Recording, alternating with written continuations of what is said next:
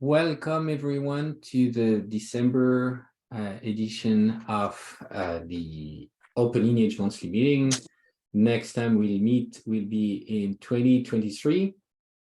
And for today, so I'll start with the usual announcement. So this is recorded, FYI, and this will be posted later on YouTube, and the notes will be on the OpenLineage wiki hosted by the LFAI, so people can look at the information.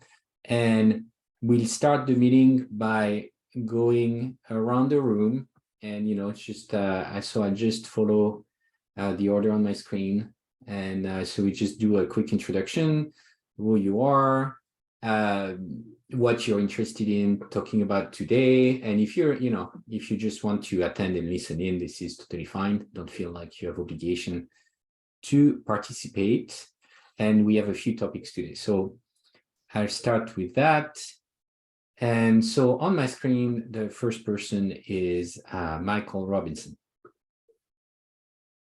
Hi, everybody. I'm on the community team at Astronomer, and I coordinate these meetings, and I'm here to do that. Also contribute to the project. It's nice to see everybody here today. Nice to see you. Next is Ernie.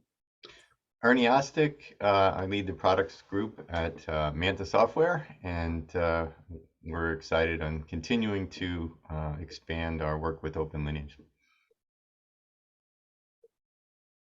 Enrico. Hi, this is Enrico. I'm from Bacalhau project. We are a compute over data decentralized framework, and we're looking at integrating OpenLineage with our project, and here I am. Welcome. Thank you. Ross. Hey, I'm Ross. I'm also on the community team here at Astronomer. I say here like everyone's here. So I'm at the community team at Astronomer, and I'm here to help. It is good to see all you here today.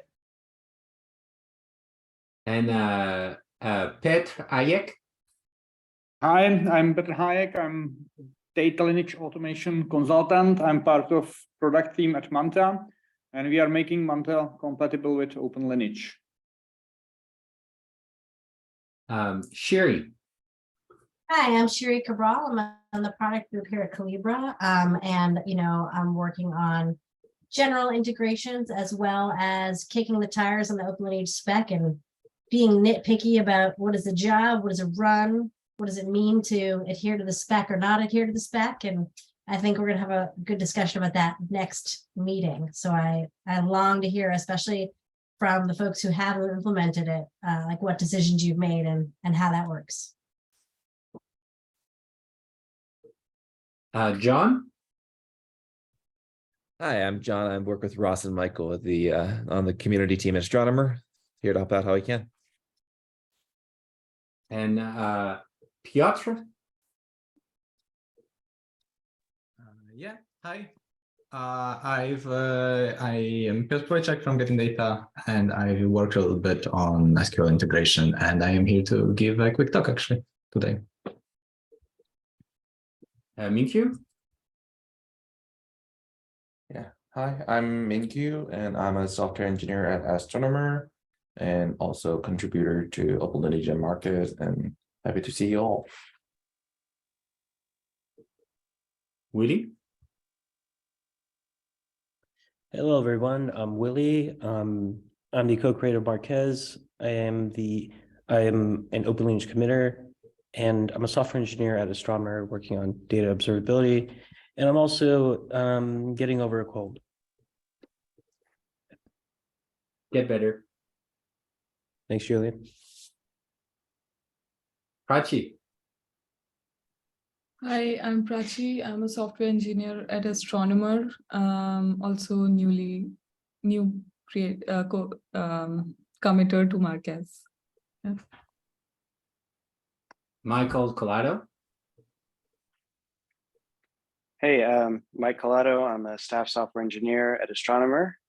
Also here, like Ross, even though I'm actually physically as far from Ross as I can be while still remaining in the continental US.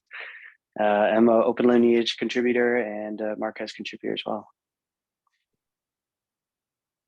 So the next person on my screen, I think it's, I don't know if it's your login ID, is like one word. So I'll say it and you tell me if it's initial name or something. Enoch Mukadi. Hi. Yeah, it's Enoch, the name, Mukadi, the surname. Happy to be here. I'm a data engineer at Prodigy Finance, a fintech company. I was looking at solutions for data observability. I came across Marquez, love it, and want to know as much as possible about the OpenLineage Marquez, and yeah, to get as much from it as possible and possibly contribute. So just wanted to listen in today. Welcome. Thank you. Benji. Hey everyone, I'm Benji. I'm an airflow engineering advocate at Astronomer. I do a lot of integrations work with a bunch of different open source projects, including Airflow and OpenLineage, and mostly today I'm here to listen. I'm Mary.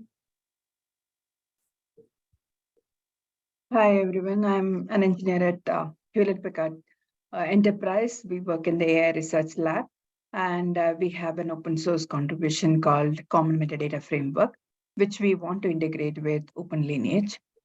Mostly here today to listen. Thank you. And last but not the least, Howard. Hello, everybody.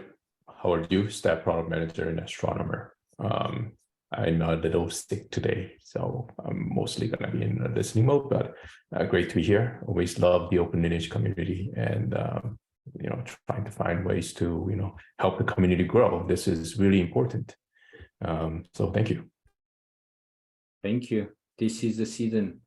And and I forgot to introduce myself. I'm Julian, the project lead for OpenLineage, also at Astronomer. And I'm here to facilitate today. And so on the next slide, we have, the quick reminder of the main communications channel. The main channel we're using is Slack for interaction if you have questions in between meetings and so on. We also have a mailing list that we use mainly for announcements. There's the wiki page where the notes for this and the recordings go. There's a Twitter, LinkedIn, where we post announcements about new releases and new blog posts in the OpenLineage blog. And we also have a Mastodon now. Thank you, Michael. Because that was all Ross. That was Ross. Oh, that was Ross. Sorry. I give to Caesar, but belong to Caesar. Thank you, Ross.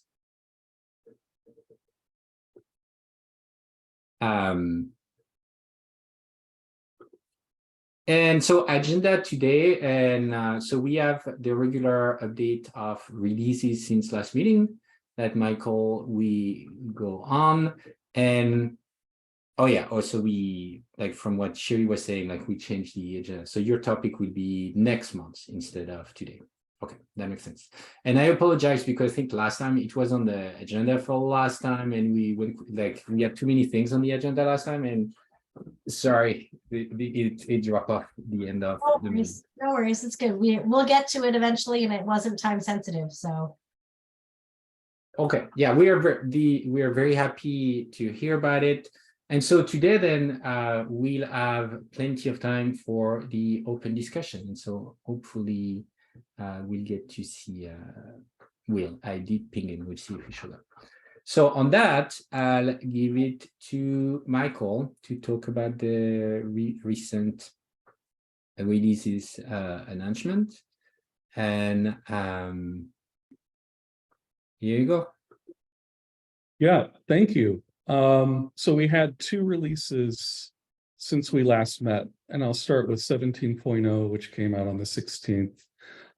Here we added to, we added across the project, but most of the additions were in the Spark integration. So I'll start with that. We're now supporting the latest Spark version. And we added support for sending Kinesis, to Kinesis rather, from Spark. We also added the ability to disable specified facets from generated events. I almost glossed over the fact that we had a new contributor, and that was Ugia. So shout out to Ugia for PR 1200 there, the Kinesis PR. Moving on to the Python client, we added some missing facets there. And we're going to hear from Piotr about this, but we had a really cool PR to implement a Java interface in the Rust SQL parser, and that included a build script, native library loading mechanism, CI support. So a lot of stuff there that we'll hear about in a moment, I'm sure. Moving on to the proxy backend, we now have a Helm chart for deploying on Kubernetes. In the spec, we have an extended facets definition with a list of available facets. Have some additions to the website as well. We're now auto-generating the Open API docs when the spec is published there. And some additions to the docs. You may have heard that we're in the LFAI, and that's requiring us to tune up our governance practices. And one of the things that we did in 17.0 was update our policy on nominating committers. Some of the changes in 17.0, we have a new repo location for the website. This was 1295. Got a new deploy key and changes to CI and GitHub and the release script. So a lot happened there. And then finally, we changed how pip installs in Tox environments in the Airflow integration. So we're using a deprecated resolver there to avoid some issues caused by pip's new resolver. So thank you to all our contributors for their work on 17.0. We have many bug fixes there, including by folks haven't shouted out, including Harel, who's not here, but he contributed a bug fix. Kengo. Thanks to Kuba, Ross, Pavel, Willie, Mache, and Ugia again, and anyone I forgot to mention there. Thank you. Okay, so that's 17.0, and then today we released 18.0. And here the additions were mainly to the Airflow integration. So we changed the SQL extractor and added support for dynamic assignment of extractors. In 1263 from Kengo, we added an extractor for tracing file transfers between local file systems. New contributor Faisal contributed SageMaker extractors for SageMaker processing operator and SageMaker transform operator. So welcome to the project, Faisal, who also contributed an S3 extractor for Airflow operators. So thank you.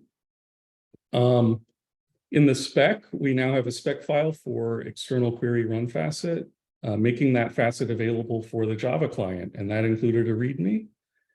And then another governance tune-up, we added a TSC doc representing our TSC membership for the LFAI. So thanks to all our contributors, including Will, who contributed a bug fix, Pavel, Mache, Howard, Faisal, Kengo, Kuba, and others I didn't mention for their work on 18.0.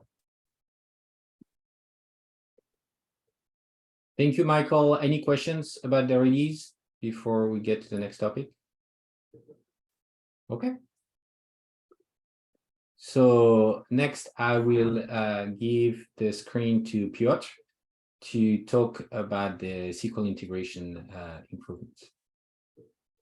Awesome. Let me see if I can actually share my screen successfully. Hope so. Okay. Is it visible? Yep. Great. Okay. So today I'll talk a little bit about something that I've done. I think about a month ago or so, I worked on some more on SQL integration. That was already in OpenLineage. There was a table lineage extraction and this a Rust implementation for that with a Python interface. And before that, maybe a little bit about me. I've already we went for a roll call, so I already talked about this part a little bit. My name is Piotr Wojciak. I am a developer at Getting Data. You can catch me on GitHub from my work email, my personal email, or you can just catch me on Slack on OpenLineage Slack as well. And getting straight to what's new. What has been done. So I want to first talk a little bit about the architecture of it and how it looked like before and what I've changed, because there was a little bit of an overhaul that I had to do to allow us easier work in the future. So how the whole architecture looked like previously, it was just a one Rust crate. It was combining everything together. So there was both the implementation proper and the Python interface all combined together. What I've done since, we've also wanted to add a new Java interface, wanted to keep the Python interface. I've separated it into components. So now how SQL integration looks like, we have a separate backend package for the implementation proper. And then we can use that backend in separate packages that contain specific language bindings. So currently we have the Python interface. This is what was there already. Now as a separate package that only adds the necessary bindings. We've added the Java interface and a package for that, which I'll talk about some more in a second. And this, how it's done now, this architecture basically allows us to add fairly easy, in truth, add more language bindings if we ever want to. It's just you don't have to worry about anything that's inside that much. Just add an package, look at what needs to be done to connect it to the language that you want to connect to. So whether you want to use Rust CAB or whether you want to use something else. And then you can connect to other languages as well fairly easily. And so I've talked that it's been split into components, the back end, the front end, basically, or the front ends rather, the interfaces. So the first component, OpenLineage SQL, this is the implementation proper. And this contains the table lineage extraction and also something I'll also talk about, the column lineage extraction. I don't think this is this has been committed yet, though. I believe there's a PR that was me and my colleague are we have this on the back burner. The code is there; it just has to be pushed as a PR and then got into the code base. The OpenLineage SQL Python, which is the Python bindings package, which uses the PIO-free crate, which basically allows us to generate Python code, generate a Python wheel from our implementation. And there is the third one, the new one, which is the Java, OpenLineage SQL Java, which contains the Java bindings, And this is done through GNI. Rust is able to fairly easily expose a C ABI. So we can easily sort of connect this through GNI to Java, and the whole package now produces a ready-to-use jar that you can connect to anything you want. And I've also mentioned that there was this part about the new feature. So apart from table lineage, also extracting column lineage from SQL. And this also contains some changes that have been done to the Rust implementation. So I switched the implementation to a visitor pattern to traverse the AST in a more a generic manner. Introduced a concept for context frames, which sort of work like scopes for SQL. That help us resolve aliases, sort of implicit context. So if we're some schemas databases or what table we're selecting from, how to resolve select stars and everything like that, and any shadowing of names. And column lineage now with the visitor, we can basically, since it is a synthesized attribute over the abstract syntax tree, which just means it is computable from the children, basically from the results from the children in AST, then we can easily compute that with a visitor, basically. And I have a little demo. Nothing too crazy because it's not a crazy thing to demo, but in terms of the column lineage implementation, what we can, and table lineage as well, and how it works now, we can sort of parse the SQL, put a, let's say, some simple select with a CTE. So with my CTE as select A, B, C from T1,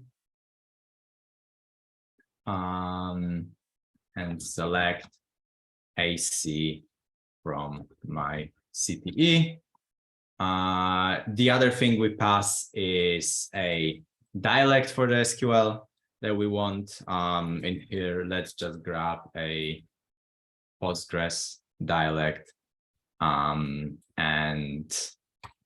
a default schema. We don't have to worry about it. It's basically what it exactly what it sounds like. So we can just pass a some default schema that everything falls under. And what we get, we can print out.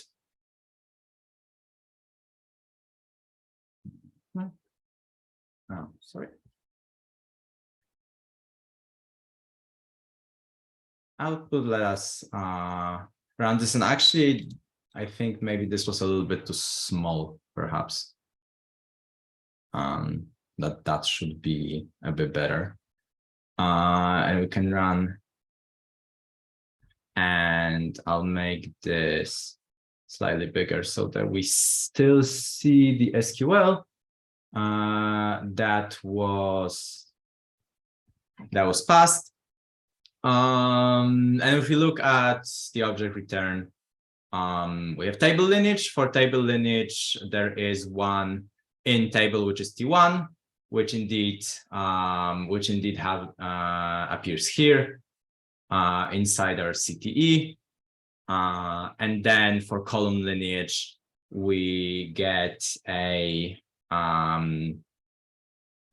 we get a column A with its lineage being T1 A, so the column A from T1, and then we get column C again with lineage C from T1.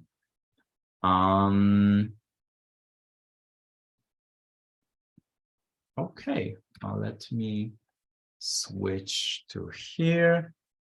And I wanted to also include a couple of people that helped. Maciej, my colleague who started, actually worked on SQL integration before. And I sort of built on top of what he's done already. And Will and Hannah were sort of there as well, helping, guiding with the column lineage part, with the integration part as well.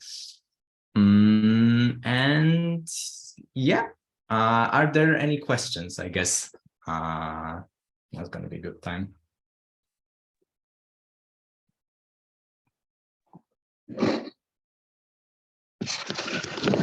Hi, this is Brahma. Sorry, can you repeat? Yeah, this is Brahma. I think you just explained about the simple query, how it is getting tracked and how the lineage is getting tracked, right?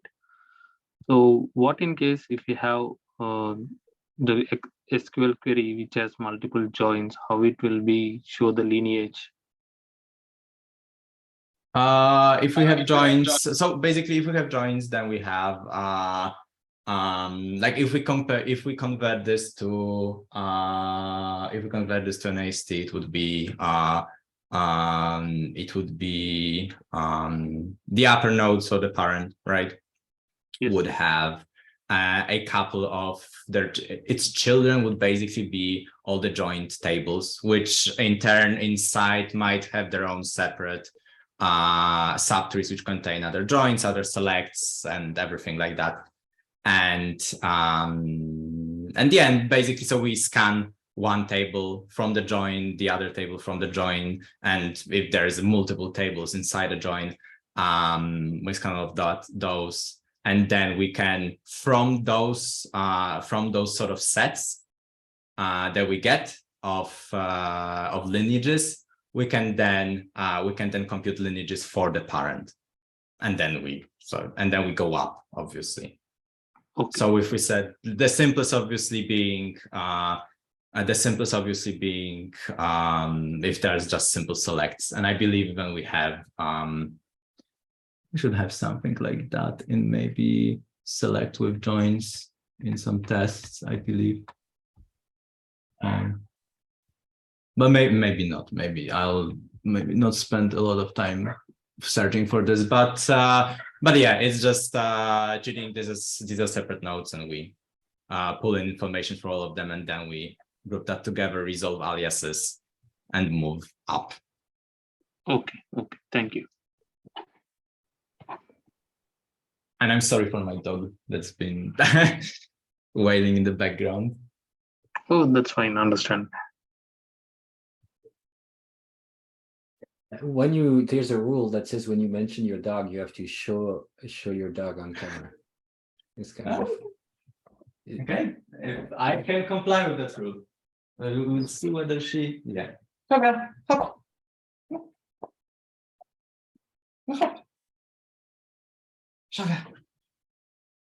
Hello. There's the dog in full glory. Okay. Hello. Hey. Well, thank you for the live coding demo. That was cool. And any other questions? Oh, go ahead. I have a quick one. Just how easy would it be to extend it to another language? So Python, Java, and then there was a ... Let's say someone wanted to extend it to Scala or something else. How easy would that be? So for Scala, I think GNI would probably work as well. So I'm assuming, right? But I'm not I'm not an expert on Scala, but basically any language. So if we take a look at the Python, for example, which is, I have a Python source, which is 100 lines long. And basically what is done here is those things that sort of cannot, that have to be specific, had to be exposed to the other language. So for example, the like the result type that we're so SQL meta that we're returning, that has to have some reflection in the language. This can be done either here. We do it in Rust because we have PyO3, which sort of translates that into Python for us. In Java, what I have is I just put the simple sort of bare minimum interface for that object in Java, and then the implementation is put together through a class which takes the native here, yes, which just loads the GNI lib, the native lib, and then we have the parse interface basically, which calls it. For most languages, at least, I don't want to say all because I mean there are some weird languages out there, obviously, but for most languages, it should be as easy as you have to define a simple interface for two objects, which is the SQL meta and the DB table meta, which are simple objects in and of itself. Like here, it was just two fields and some like getters, setters. That's it. And then a way for the SQL parse function to be called from the language that you want to bind. And this can obviously be done, depending on the language, through something that consumes CABI or something else, depending. Yeah, and any JVM based language is going to be able to use those same JNI bindings. Yeah, Scala, any language, exactly. Scala, Groovy, Kotlin, all of them. There's no additional work necessary.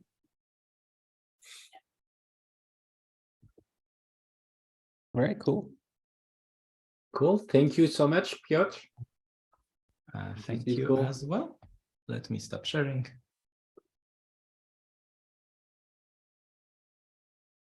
So the next item is the open discussion item for today. So I'll get you in.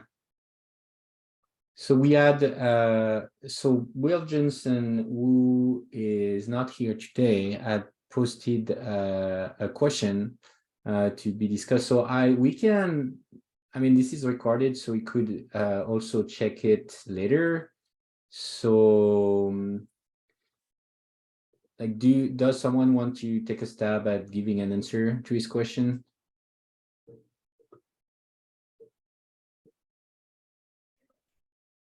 I mean, I can give kind of a high level overview. I'm actually not super familiar with the specific details, but I remember when the work was being done. Basically, there's a top level app folder, I think, which basically is the one that generates the final artifact, the shadow jar that contains everything. And then there's a common library, which basically contains all of the elements that are shared for every single version of Spark, so for every Spark runtime. And then beneath that, there are separate directories for each Spark version when there are compile time incompatibilities. So for example, like there are a lot of big changes between Spark 2.4 and Spark 3.0. And then even some small changes in the interfaces between Spark 3.0, 3.1, and then 3.2. So every time there was a compile level change, there has to be a new directory, so that way you can have the specific visitor that is going to like say, access a data source or something like that, can call the method that exists in Spark 3.2, but that doesn't exist in Spark 3.1. And then basically each of those subprojects gets compiled, and then that top level app directory or that top level app project depends on all of them. Yeah, so okay, so it's app and then shared, and then Spark 2, 3, 3.2, and 3.3. So that top level app project depends on all of the subprojects, compiles all of them into class files, and then creates a single jar. And then the classes in the subprojects will have Spark 2 or Spark 3 or Spark 3.1 in the package name. So they're all distinct classes that get stored in the jar. So you can end up with a single jar that's compatible with any version of Spark. And then there's some runtime reflection where it looks to see what version of Spark is actually running, and then it knows which version of the classes to go ahead and load. Okay. So I hope that was helpful. Yeah. So I think there's some, okay, so there's like the dependency specific to that version that you were explaining. So initially when I looked at the packages, I had a similar question as well. It is very confusing because when you think of app, you think like a running app. I almost want to call it all. I don't know. I would prefer if it was renamed to something else, maybe all, because given it requires and depends on all. But that's just a separate discussion. Yeah, naming is hard. Just app is very confusing. Yes. But yeah. So I think that gives a good overview, right? So that clarifies. So there's this shared, there's all the specific for each version, and there's app brings everything together. Right. So for Will's specific question on dependencies, the place to add a dependency depends on which subproject you want to modify. If you want to modify all of them, you should add the dependency to shared. But if you're adding something that's specific to like, Spark 3.3, then you should add it to that specific subproject. Okay. So I think that it sounds like this is his main question, like shared versus app and what goes where. Okay. And if he had follow-up questions, like maybe we can tag someone on the thread on Slack. Who do you think is the best person to ask question about this? I think Kuba did the original work, if I remember right. But Mache and Powell both know it very well as well. So. Okay, so Kuba, Mache, and Powell, we can, I can tag them on the thread if he wants to follow up with them on Slack. Okay, thank you for the overview, Michael. And we'll send Will to the recording if he wants to look at it and follow up. And so we had a few other people joining. Is there, since we have a bit of time today, is there something you want to ask a question about? Is there something you wanted to mention in more details, what you're interested in or not? Or if you were not as part of the intro at the beginning of the meeting, you are welcome to intro yourself now as well.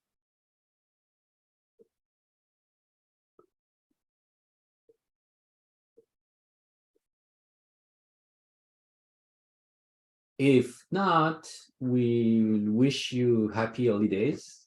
And go ahead, Sherry, you're muted. Sorry. Yes, I am muted. I was going to say, since we have time, we have 20 minutes. I'm happy to do the presentation now if you want. Oh, yes, we can. Sorry for the back and forth on the thing. You want to go? Yeah, we why have not? 18 minutes. Yeah. Yeah, it'll be like maybe 9-10 minutes for the presentation. And then I think it will leave people, I hope it will leave people with things to talk about. So let me see, can I share my screen? Let me release the screen. And if there are more discussion, we can also follow up next time as well. Yeah. Cool.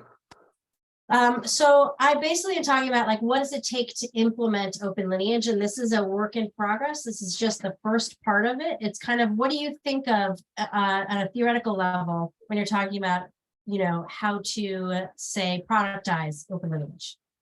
OpenLineage is a spec, right? It's not a product, it's just a spec. And so what does it mean to actually meet the spec? I argue that 100% compliance is not required. all of us here work in the SQL space. I challenge you to find me a company that is 100% compliant with any one of the SQL standards. I'm sure there's some companies out there, but there's more than one standard, and most companies, most companies don't even implement everything. They all deviate from it and add other things, but most of them also don't implement everything in the standard. So what does that mean? Should we throw out our SQL? Is it a terrible tool? I used to work for MongoDB, and so I think they would say yes. It's worked pretty well for 50 years, right? Another story, actually, before I was a database administrator, I was a system administrator. This was because I graduated in 2001, and there was a very big tech crash then. It was hard to get a job. I wanted to be a DBA, but they didn't have anything, so I was a sysadmin. And we were working with mail systems. And at the time, we ended up implementing a mail client, a mail server for a university that 100% went by the mail specs. And the day after we implemented, we got a lot of angry messages because apparently, and I looked this up, and to explicitly state that underscores are not allowed in MX records. Well, guess what? If you're running Microsoft Exchange server, which many people in the early 2000s were doing for their mail servers, and you put a space in your domain name, it helpfully converted it to an underscore.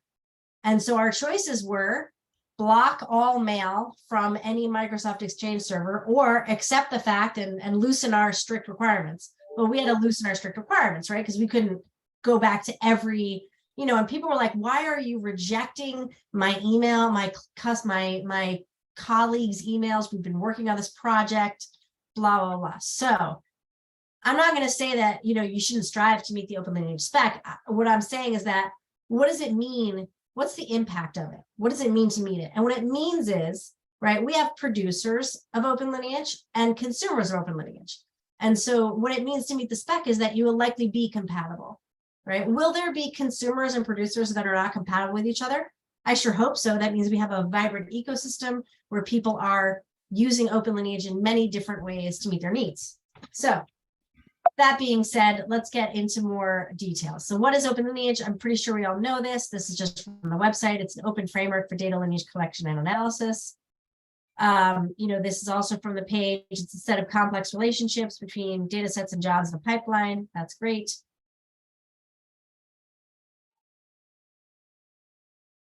I'm a 3-year-old, just had a birthday. He has a birthday tomorrow, so he'll be 7 tomorrow. So breaking this down into concepts my kids can understand, you need at least one circle, you need 0 or more lines, and you need some associated information. You probably need like at least one line, but you could theoretically have a lineage diagram with no lines because nothing is connected, right? So we're talking about circles and lines. And by associated information, I mean code, SQL, maybe it's a text description. Maybe it's like we're using this, we're using Informatica to move information from table A in over here to table B in there. It doesn't, I avoided using job specifically because job has a specific meaning, and we might change what the meaning of job is. But if you have something like a view, for example, an unmaterialized view, that absolutely, for every use case I have for lineage, it needs to be shown, right? For impact analysis, for data provenance, upstream, downstream, for security, right? Are you compliant with, is your secret data still being secret? All of that, all of those use cases would argue that a view has to be seen on technical lineage. But the OpenLineage spec at this point in time would say a view is not contributing to lineage. You would need to like fake it to say like, oh, this job, which is like a create view statement, or unless you got really technical and implemented something that looks at your query logs, and whenever anyone accesses a view, you do that. But that seems like a lot of processing. So the OpenLineage spec, again, this is probably something you've seen a lot. I'm not going to go through this, but when I was thinking about this from an abstract level, I looked at it and I was like, okay, this data model is basically showing that an event runs a job on a data set. That's what we're talking about here, right? An event runs a job on a data set, and thus you get lineage. You don't get lineage if an event doesn't run a job on a data set. And when I said you could have one or more circle, what I mean is like you could have, one table that has a job that changes data in the same table. So in the spec, what's required? And this is just from the previous slide. A run needs a UUID, right? So like in here, it's a run UUID. So I'm just gonna add that in. A run needs a UUID. A run state needs a transition type like start or complete, and an event time. Okay, I started it at this time, I completed it at that time. Totally makes sense, love it. A job. This is currently what's required in the spec. You need a job, which has a namespace and a job name. Those are required, but nothing else. And then you need data sets, which have a namespace and, or I'm sorry. So this is not any one thing. This is when you have a job, what's required is namespace and job name. And we have a data set, what's required is namespace and data set name. But what is a run?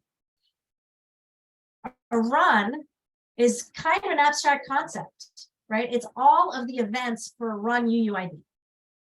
That's what it is, right? So when I talk about like your boxes and lines and what you should have, that for me is associated with a run, which is more than one event.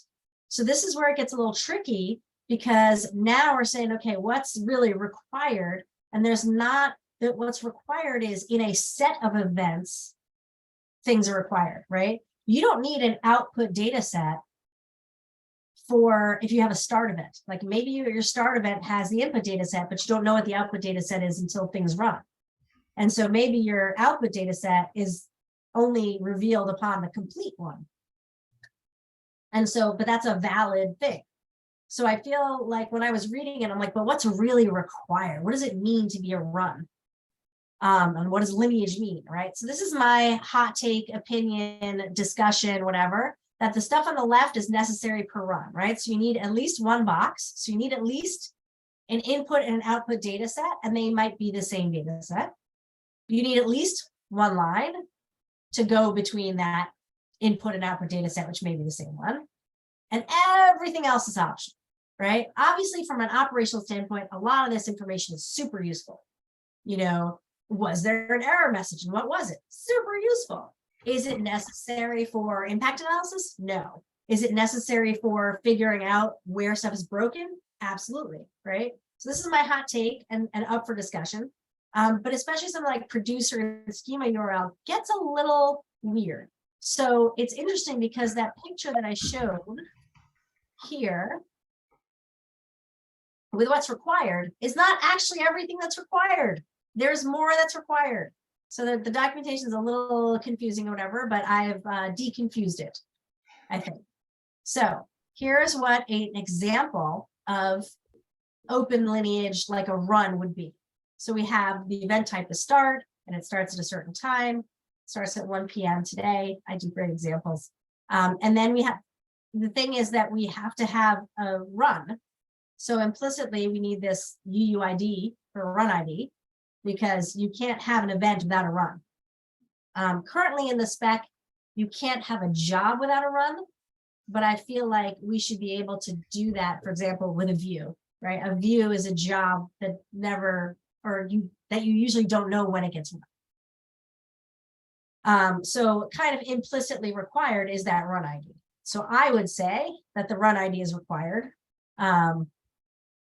There's a job object, right? And which has the namespace and the name. I also like to put the associated code into it. This example may look familiar to folks. And then you have, you know, your inputs. And I took this right from an example. I didn't put all of the inputs here. I just put a bunch, right? I put 2 of the several that were in there. And then the output data set. There we go. The output data set. And this may be completely wrong. I've never actually tried to like put this within the OpenLineage spec. So you all tell me if I'm wrong on this. But I feel like even though you could have a different kind of query example, it wouldn't give you lineage, right? If you don't have the box and the line, you don't have the input and the output data set. Now, what is also required is a producer and a schema URL. And again, my hot take here is that, you know, so I've required the run ID. That's great. It's wonderful to know where did that SQL code come from, or where did that run come from? But now I'm confused. So is the producer of the event of the start? Is it the code URL? Did I completely mess this? Maybe I completely messed this up because you guys are smiling. And so I don't know if I've completely messed it up, or I'm like pointing out a hole that you guys. No, you. I think we could be clear. So may I just add the one, so producer and schema URL are not about lineage, right? They're so, and they intended to be kind of more mechanically added to this. So they're more about managing the compatibility of the events and evolution over time and knowing where the events are coming from. So schema URL is basically what version of the spec are you using? So here you're using 1.0.0, but I think there's could be 1.0.1, 1.0.2, like as we add small things to the core spec. And the producer URL is supposed to identify the producer of the event. So as we have more, so of course, originally, a lot of the events are generated by the OpenLineage project itself, but as there's more producers in the wild, the producer is supposed to identify, what version, if it's Manta, if it's Colibra, or if it's others, I'm not signing up people for producing events, but they identify themselves, the producer of this, like if it's a third party, a vendor, identify and what version of their thing produced it, so that if their thing is broken between the producer and the consumer, and people are like, hey, this is information for troubleshooting what this is happening. And similarly on the facets, since facet can come from multiple producers, from multiple components, they also have those things in there. So they are required as part of like versioning what I'm doing. I don't disagree that it should be there. That's great. Because you can even have, like, this isn't even a whole run. Because you need to have at least two events to run. You need to have a start and either a complete or an abort or a fail, which I also say that gets interesting because what if something is interrupted and you never know it? If a query started 3 hours ago and there's no other information, is it still running? Maybe. What about 3 days ago? Maybe 3 weeks ago? You could probably kill it by now, right? And so I think that there's also some mitigating factors, and that may be on a per company basis or per org basis of do you count that as a run? Because that would be a failed run with no error message, right? And so that gets there. But I wanted to note that like the difference of what's required in the two run types, right? The requirements are the same. The bold stuff is the same, but there's required in the job this is like the minimum viable lineage here. Yes. Yeah. You don't have to have, you can have the outputs could be in the complete, right? Or the inputs could be in the complete, right?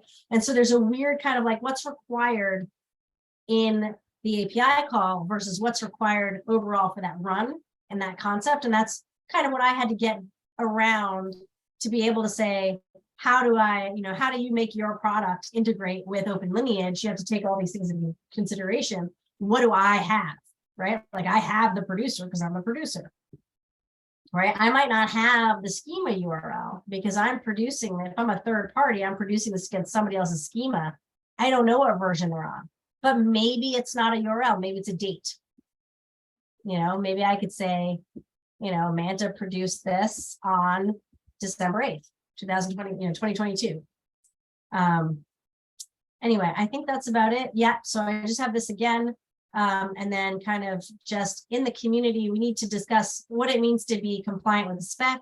Do we have some kind of a test that we could say, oh, this produces these things, right? And for producers and consumers, right, we all need to be clear on what are the extensions to the specs, what are the deviations from the specs, right? What are we adding? Right, I didn't even get into like column lineage or whatever. That's all like, that's beyond the basics. This is like the basic stuff. Because, I could have a very robust lineage without any schema URLs, right? But without the boxes and lines, I would have nothing. So that was kind of my journey into thinking about that. And that's it. I'll leave it for discussions. Sherry, that was outstanding. I think in particular, the self-test part. I know that in the years I've been involved with Egeria, that was one of the big ticket items, right? So you can check the box and know that you've done something right, because the folks that really know it have created this, test example or whatever. Right. But and then you can still stray from it. Right. Well, there's a whole question of what does it mean? What does that even look like? Does it look like, oh, my product is 80% compliant with it?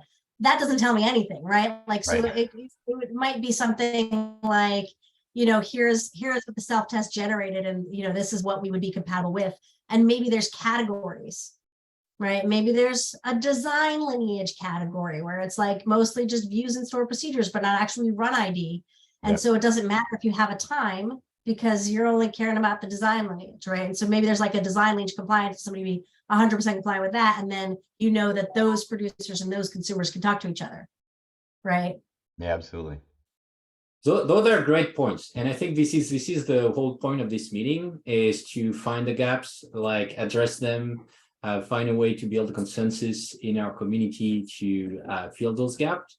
And so this is great. Thank you so much, Sherry, for sharing. So so we have 1 minute left. I would suggest, so this obviously deserves more discussion and getting to an outcome and how we improve this. So obviously, to your point, views should be visible in the lineage, right? And currently it's not really covered by the run model and capturing runs on things. So I would suggest, I feel like we have two topics in what you said. Like there's one in this is design lineage category, view, start procedures, things that you know about lineage, but you may not be instrumenting every run necessarily. And then the other one is, what does it mean to be compliant? Like how do we describe it? So I would suggest, I don't know, like we could create a Slack channel on the OpenLineage Slack to kind of cover that discussion and exchange on that. I think personally for asynchronous discussion, I also like to create a Google Doc where, someone can take the lead on the Google Doc, and I'm looking at you. If you want, I'm not saying you a camera so nobody knows who you're looking at. Sorry, yeah, I'm looking at you, Sherry. Okay. But that's fine. So I was like, well, maybe it's Ross.